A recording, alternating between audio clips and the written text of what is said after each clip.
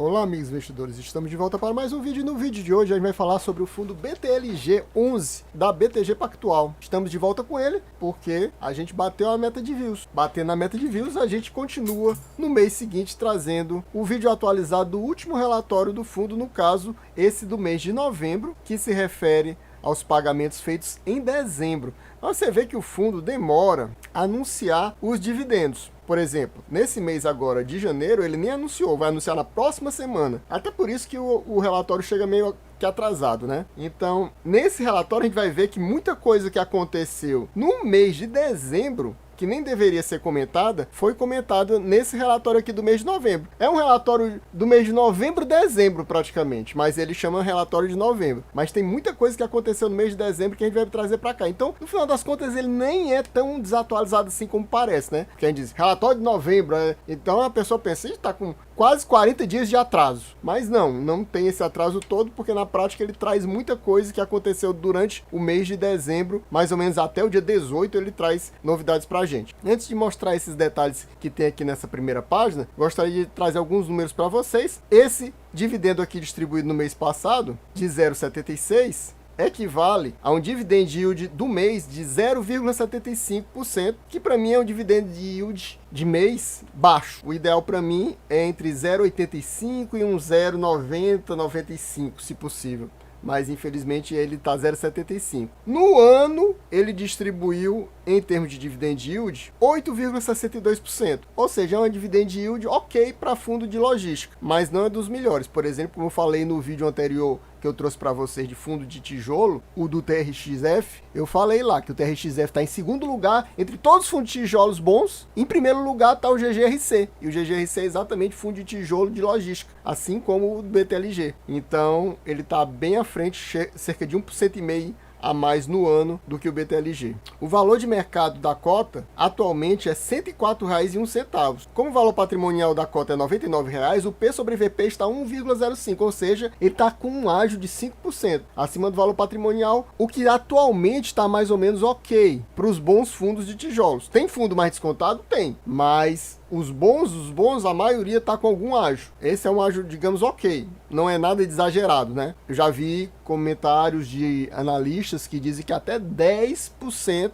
acima do VP ainda dá para comprar, se o fundo for bom, é claro. O fundo conta atualmente com 260 mil cotistas, é uma quantidade de cotistas muito boa, por isso é muito fácil comprar e vender cotas do BTLG11. Ele tem uma liquidez diária muito alta de 7 milhões e 700 mil, até porque ele tem 260 mil cotistas. São muitos cotistas. Lembrando que ele é um dos maiores fundos de logística da nossa bolsa, né? Com quase 3 bi de patrimônio líquido. A gente vai mostrar daqui a pouquinho mais detalhes sobre isso. Vamos lá, então. Aqui a gente vê essa questão da previsibilidade futura, e ele já lança aqui que até o mês de dezembro ele tinha esse guidance aqui de 74 centavos a 78 centavos. Vamos então aos comentários. Então, o único comentário que tem alguma relação com o mês de novembro é esse aqui, que o BTLG distribuiu 76 centavos aos seus investidores, o que dá um dividend yield de 9,1 anualizado. Isso aqui, se ele tivesse distribuído durante os últimos 12 meses 76 centavos, daria 9,1. Só que ele não distribuiu isso. Você vê que aqui ele distribuiu durante 5 meses 74 centavos. Então, por isso, o dividend yield dele não é esse 9,1, e sim 8,62, como eu falei para vocês. Esses outros textos aqui, que ele está falando, são todos de dezembro. Ó, a gente vai ver aqui, ó, até errei, ó. Eu falei que o último comentário que ele tinha falando de dezembro era do dia 18, mas não, é dia 27, ou seja, do finzinho do ano. Como eu falei, esse relatório é de novembro, mas eles falam de todas as coisas que aconteceram durante o mês de dezembro, praticamente todo, né? Pegou 27 de dezembro, lembrando que a bolsa da gente fechou no dia 28, então ele trouxe fato relevante na véspera do fechamento da bolsa. Então aqui ele fala que o fundo quitou uma CRI, essa aqui, de 60 milhões. Eu não vou comentar muito sobre ela, a gente vai ver daqui a pouquinho mais alguma coisa sobre ela. Concluiu a venda do BTLG Dutra e teve um lucro de 23 milhões e meio, com um ganho de capital de 40% sobre o valor da compra, um lucro muito bom, né? Esse lucro aqui dessas vendas é que está ajudando a manter esse guidance dele aqui. Ele comprou 3 ativos, totalizando 760 milhões, 2 foram em Cajamar e 1 em Campinas. Quem quiser ler mais um pouco, dá uma pausa e dá uma lida aqui. A transação teve um cap rate de 9,2%, que é um cap rate muito bom. E ele ainda conseguiu uma reposição de locatário imóvel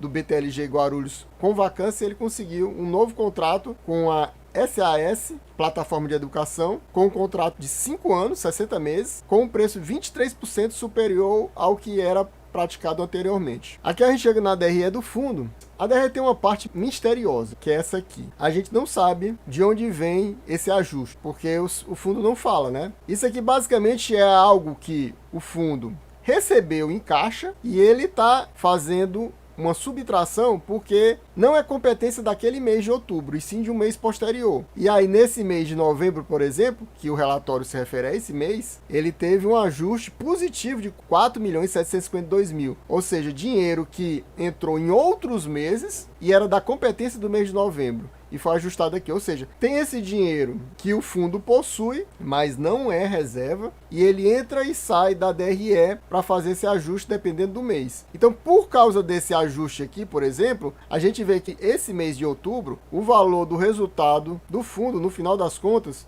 depois de retirar as despesas, a gente teve um resultado de 16.517.000, que foi equivalente a 58 centavos por cota apenas. Só que o fundo pagou quanto? 76. Ou seja, o fundo tinha uma boa reserva que garantiu manter os 76 centavos. Mas no final das contas ficou acumulado apenas 10 centavos para o mês de novembro. O que no mês passado eu até falei que poderia ser perigoso e o fundo nem conseguir pagar o valor total e ter uma redução nos rendimentos. Mas ele conseguiu manter o patamar exatamente porque tinha esse dinheiro aqui, que deve estar numa aplicação, provavelmente, com liquidez diária, que eles ajustaram, dinheiro que tinha recebido outro mês, e entrou no mês de novembro aqui para ajustar, adicionando 17 centavos por cota. Foi uma violenta entrada de receitas que tinham entrado no caixa anteriormente e só foram adicionados no resultado no mês de novembro. Então, no final das contas, apesar da receita ter sido menor, a despesa aqui ter sido maior, ou seja, o NOI foi menor, mas como teve esse ajuste aqui positivo em quase 5 milhões, o fundo acabou tendo um resultado final, ou seja, um lucro muito melhor, de 21.123.000.